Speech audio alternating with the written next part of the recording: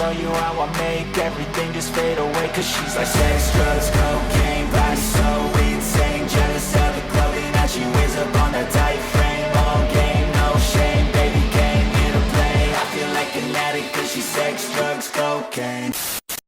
Assalamualaikum warahmatullahi wabarakatuh. Halo guys, ketemu lagi di konten kita. Channel kita ya. Channel kita. Yaitu kami Mas Said, Aquatic. Oke guys, apa kabarnya kalian? Semoga sehat-sehat saja dan selalu diberikan rezeki dan juga kesehatan yang sempurna ya. Amin ya rabbal Amin. alamin. Oke guys, jadi hari ini kita mau share konten sama kalian mengenai ikan-ikan yang bersih-bersih lagi di aquascape, tapi bukan di aquascape saja sih sebenarnya, yaitu bisa ditempatinnya ya. Ya betul. Jadi ikan OB ya. Ya, oh ikan OB. office boy-nya di akuarium ya. Oh iya, alligator ya. Biar Oke. keren ya mah. Nama kerennya alligator dan ini kerennya lagi warnanya itu putih dan matanya warna merah merona ya. Merah merona. Terus ya warnanya kan albino ya Budi ya. Iya. Keren pokoknya. Yoi. Dan Dan pasarnya juga bagus. Bud. pasarnya bagus banget. Oke. Nama ikannya apa nih bro? Sebut saja mawar. Itu beda konten. Namanya Brasmouth albino. Oke. Tapi yang ini kita bahas albino slayer aja ya Budi ya. Oh iya. Soalnya yang namanya. bagusnya, Oh, iya. yang grade-nya tinggi kan albino slayer itu. Oh gitu. Kalau boleh tahu albino tuh emang ada dua ya yang albinonya. Oh iya, Atau betul. gimana? Ada Tadi jenis soalnya ada slayer nanti. betul. Jadi ada albino slayer, terus ada yang albino yang jengki atau bisa disebutnya albino apa ya? Enggak slayer lah. Jadi pendek ya ekornya ya, Iya, nggak iya. panjang gitu. Itu juga bukan albino aja, jadi ada yang hitamnya juga, Bud. Ada yang hitam. Ada yang hitam slayer, ada yang jengki hitam Oh, gitu. hitam jengki biasa gitu. Nah, jadi yang albino jengki biasa sama yang albino slayer tuh perbedaannya di mananya tuh, Bro? Perbedaannya cuma dari ekornya aja sih Bud ya. Terus kemudian sirip renangnya lebih memanjang, kemudian sirip atasnya juga lebih fin atasnya ya lebih lebar gitu. Iya. Jadi kalau untuk disimpan di tank aquascape kayak gitu sih lebih bagusnya ya tentu yang slayer ya. Karena Iya. menarik, beda kalau yang jengki itu kan lebih orang pasti nilainya ini apa nih ikan sapu ya, ikan sapu doang dimasukin ke aquascape kayak gitu mungkin. Oh, pantes saya kemana-mana kalau lihat aquascaper gitu ya, teman-teman pasti si alligatornya albino slayer. Ya itu. Oke bro, untuk ikan ini tuh ada nama ilmiah, nama ilmiah, Iya. sosok ini banget ya bro. Ada nama uniknya lagi selain Brasmouth slayer namanya? Kan dimasuk keluarga pleko-plekoan ya, pleko. Dan nama seriesnya itu L144 Bud.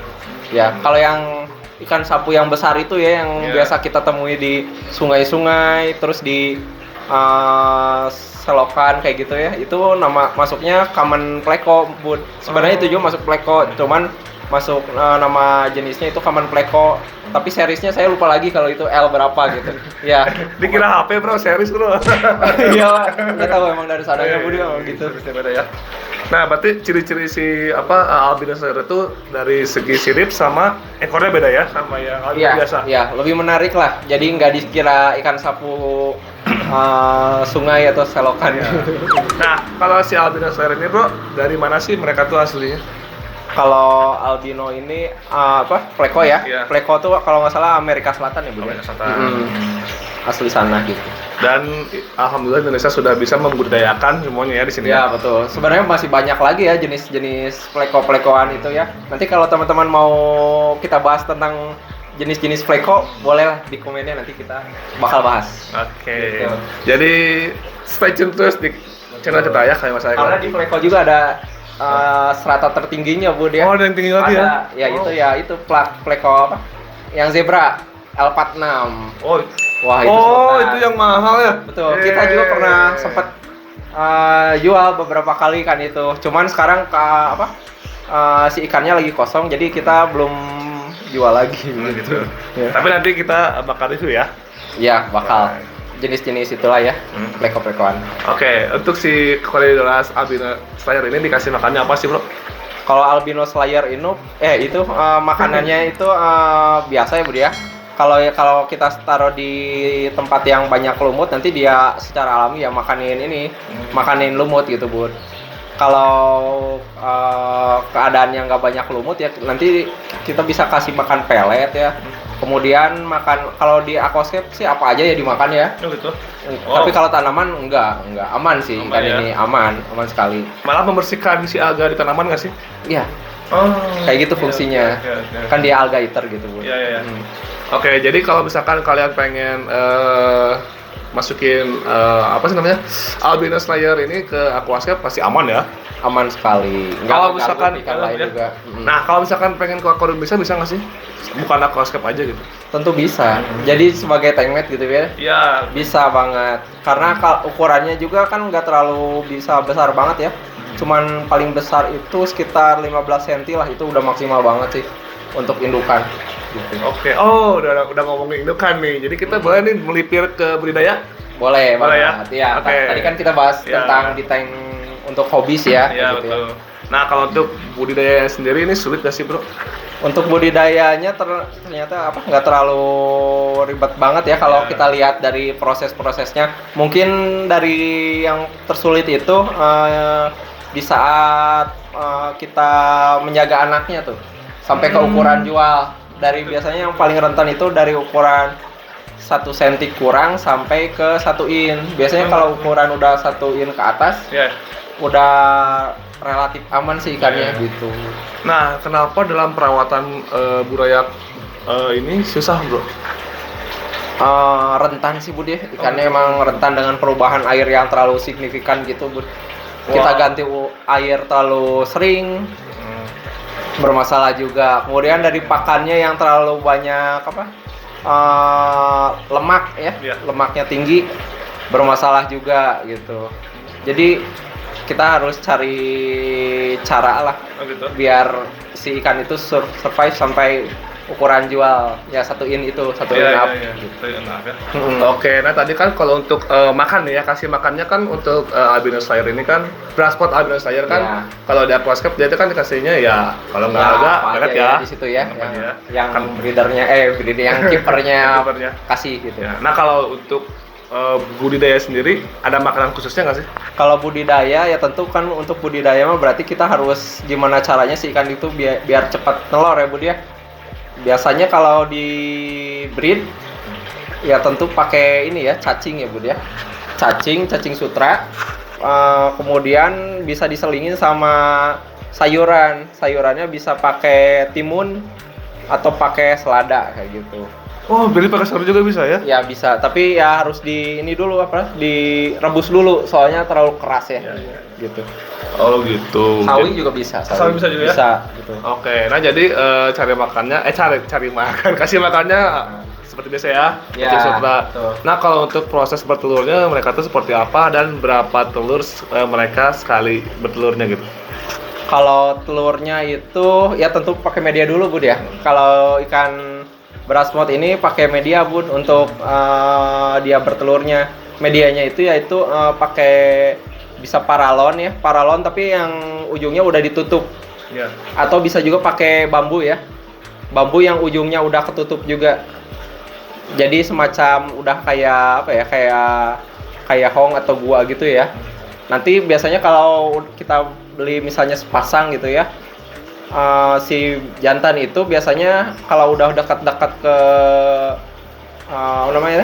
mulai ke proses kawin, dia bakal sering jaga si media itu.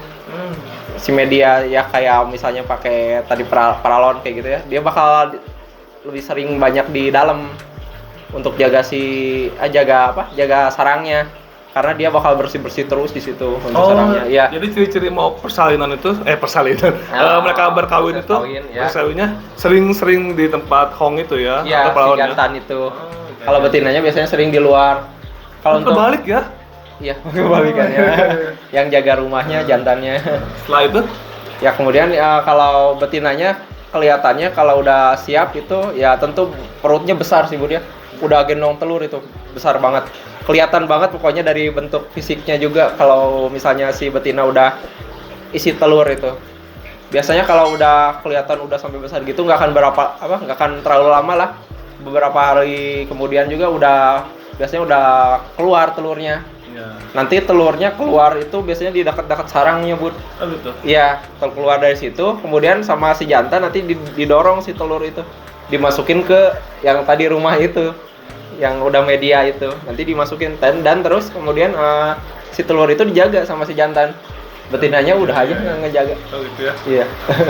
Jadi kebalikannya, yang ngurus anak itu jantan. Kalau Brasmod. Iya. Nah, jadi untuk yang jaga Brasmodnya anak-anaknya itu berarti malah bapaknya ya. Iya, bapaknya di rumah, Ibunya yang ibunya keluar kerja, gitu. ibunya kerja keluar.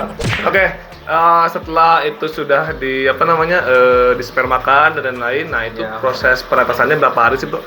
Kalau untuk penetasan itu Brasmod kalau di wilayah yang agak dingin ya kayak di Bandung biasanya sekitar 3 harian lah, 3-4 hari lah, paling lama 4 hari. Bentar. Ya. Emang ngaruh ya cuaca, Bro nih? Betul, baru banget Bud ya. Kalau kayak di mungkin daerah kayak pesisir ya, kayak di daerah Jakarta kayak gitu ya, yang agak panas ya suhunya, bisa lebih cepat malah itu. Wah, beda ya betul ya. Penetasannya ya, dari sepengetahuan teman juga gitu katanya gitu. Ternyata ada perbedaan juga Iya, setelah kita udah sering ngobrol-ngobrol. Oke, sekali bertelur berapa ekor sih, Bro?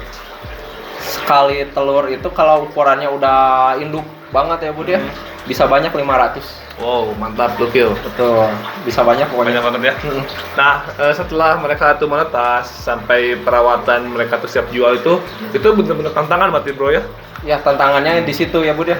Oh ya, untuk proses budidayanya tadi kan ada yang metodenya, ada yang misalnya diurus sama si jantan ya Bud ya, dengan cara ya udah dibiarin aja gitu jantannya ngurus di dalam media itu.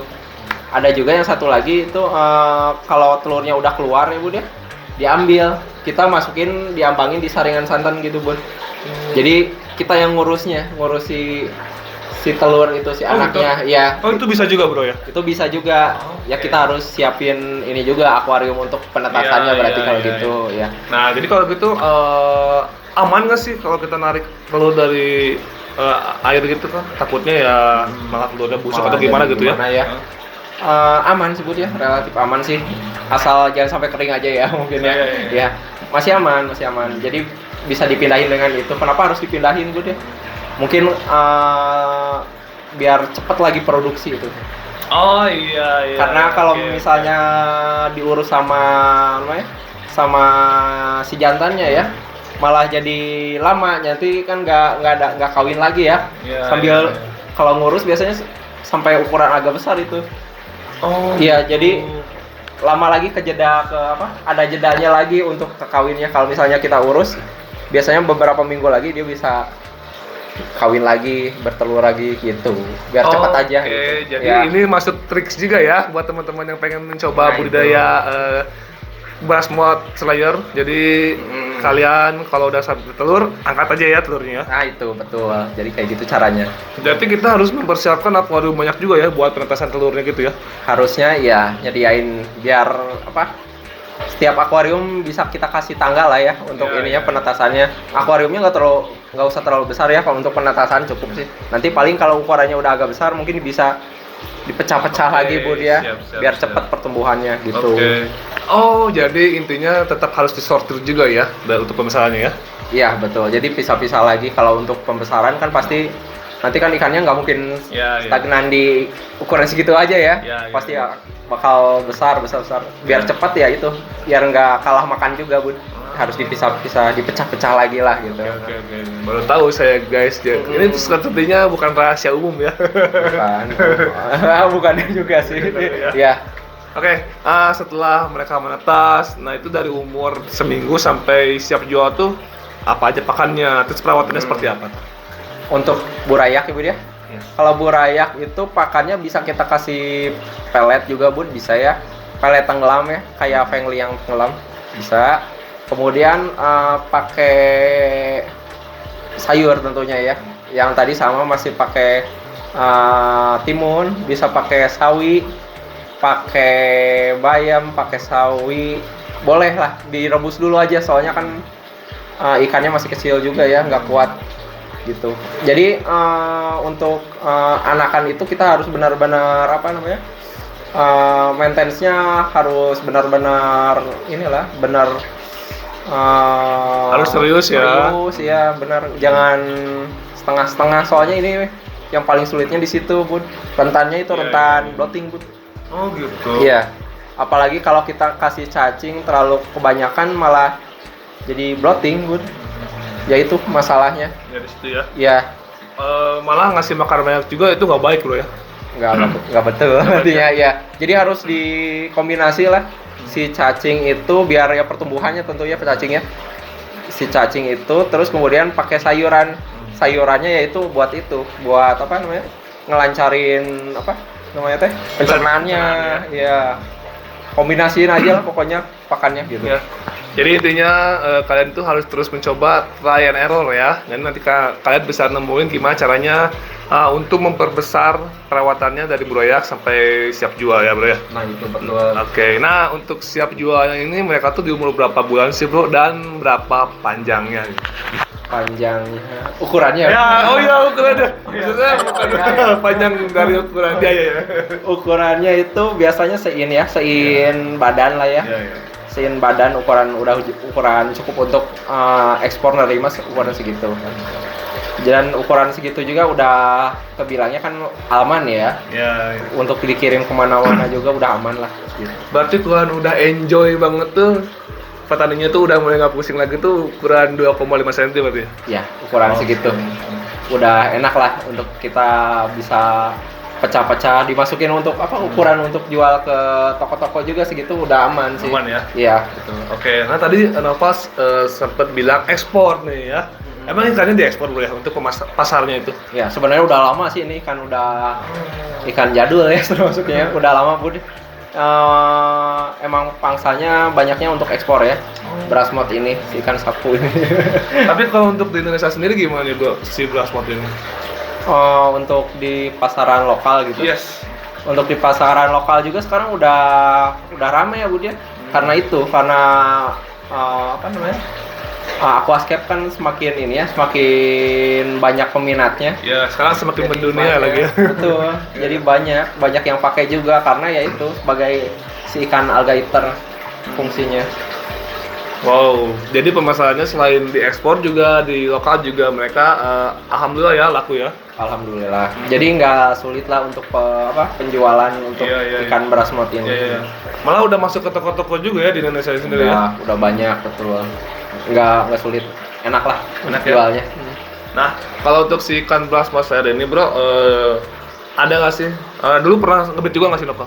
Dulu iya. Pernah ya? Pernah kita. Nah, suka dukanya apa nih bro? Kita pengen tanya juga nih.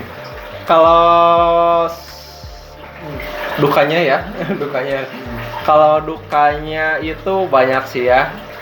Ya terutama ya tentu namanya main hewan ya Bud ya. Pasti ada ya namanya kematian. Nah itu paling sedihnya. Paling sedihnya itu waktu ukurannya udah siap jual ya Bud ya. Iya. Udah hampir siap jual lah, cuman beda beberapa senti lagi. Ikannya waktu pagi masih sehat-sehat aja ya, malam udah pada di atas. Sebagian udah pada ngambang, udah mati. Ya itu sih paling sedih ya. Kan udah tinggal beberapa hari lagi itu, hitungan hari. Makanya kita udah ngejanjiin ke konsumen ya, eksportir katanya udah ready berapa ratus ekor. Dan ternyata ya itu ada kematian, yaitu di luar inilah kita ya, nggak bisa ngapa-ngapain kalau udah ada kematian kayak gitu. Iya. Itu udah kehendak juga sih ya. Ya, gitu. Oke, kalau untuk sukanya apa nih bro? Sukanya ya tentu pas berhasil panen ya. Juga paling suka. Waktu itu sempat panen beberapa bak ya di Cilengkerang ya. Hasil kalau itu malah kita sistemnya nggak serius banget gitu. Ya udah asal cul anakannya kita tebar di masing-masing bak gitu ya. Udah nggak ngarepin mau jadi nggak, bebas lah. Pokoknya digabung juga sama udang hias di situ. Dan ternyata pas mau nguras anakannya banyak juga dan udah ukuran alhamdulillah Ya. kepanen juga. Itu tanpa kita apa ya? Tanpa kita maintenance bener itu. Iya. Nggak tahu kenapa ya rezekinya dari mana aja ya mungkin Iya. ya gitu. Saya sih setuju banget guys, sejak itu dari mana aja. Oke, jadi sukanya dari situ juga ya, dari Ya, harta paling keberhasilannya ya. senang banget ya, bisa bagi-bagi juga kan sama petani gitu. Oke, ini pertanyaan terakhir dari saya nih, buat teman-teman yang pengen sukses budidaya kalau beras mod albino slayer nih, ada saran dari Nova nggak nih gimana? Sarannya yang paling mudah dilakukan ya, pertama harus dilakukan yaitu temui cara untuk memperbesar ya, jadi memperbesar ya sampai ke ukuran jual, cara terbaiknya yang kalian bisa ulik lah kalau itu. Jadi kalau udah ketemu si cara itu, biasanya ya udah sih nggak akan ada kesulitan yang berarti ya. Soalnya dari cara perkawinan kayak gitu mah biasa sih, malah sering nelor mah gampil lah. Ya itu cara merawat dari anakan sampai ke ukuran jual yang paling sulit. Harus ngulik sendiri lah kalau Oke, gitu. jadi buat teman-teman selain cari informasi ke tempat-tempat yang lain, teman-teman guru-guru yang lain juga ya. Iya. Sekalian juga harus mencoba try and error dari perawatan burayak sampai dia itu siap jual. Karena di situ ya tantangannya ya. Tantangannya di situ benar. Ya, Berat. berat ya. Dan jangan patah semangat juga, terus aja coba-coba terus. Karena kita juga sering ya ketemu teman-teman yang pantang menyerah akhirnya sukses juga ya. Nah itu. Iya. Setelah beberapa kali dicoba kan pasti ada ketemu solusinya ya. Iya Bu, ya? betul. Oke guys, itu dari kita. Semoga konten kita bermanfaat buat kalian. Sampai ketemu lagi di konten kita selanjutnya. Jangan lupa support kita dengan klik tombol subscribe lalu aktifkan loncengnya. Jangan lupa juga di share dan follow IG kita di Nova Kalimasai. Bye bye.